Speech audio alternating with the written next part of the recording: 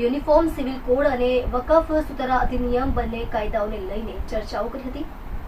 મુસ્લિમ સમાજના એડવોકેટ અને પ્રોફેસરો સહિતની ટીમ પત્રકાર પરિષદમાં હાજર રહી હતી. ભારતના બંધારણ મુજબ યુસીસી આખા ભારત દેશમાં લાગુ કરવી હોય તો કરી શકાય, ફક્ત એક રાજ્યમાં ન કરી શકાય તેવું ગુજરાત મુસ્લિમ હિતરક્ષક સમિતિએ કહ્યું હતું.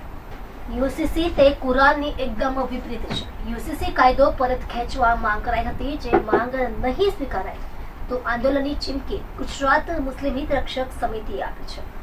તમે અત્યારે એના માટે બહુ ચિંતા ના કરો, આગળ જરૂર લાગશે તો આવું કરશે.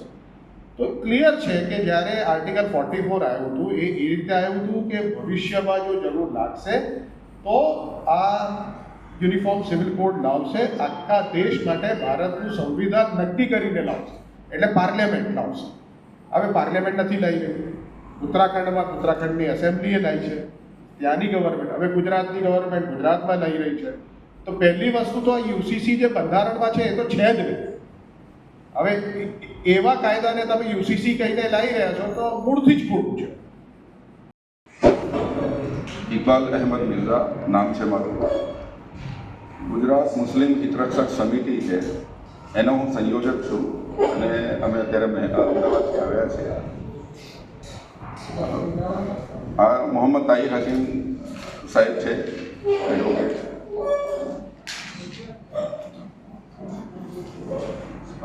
હાઈકોર્ટના એડવોકેટ છે.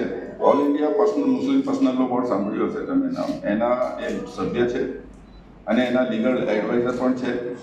અને યુસીસીનો કાયદો જે ઉત્તરાખંડમાં પસાર થયો છે એને ચેલેન્જ કરવામાં જે ટીમ છે લીગલ, એના પણ એ સભ્ય છે.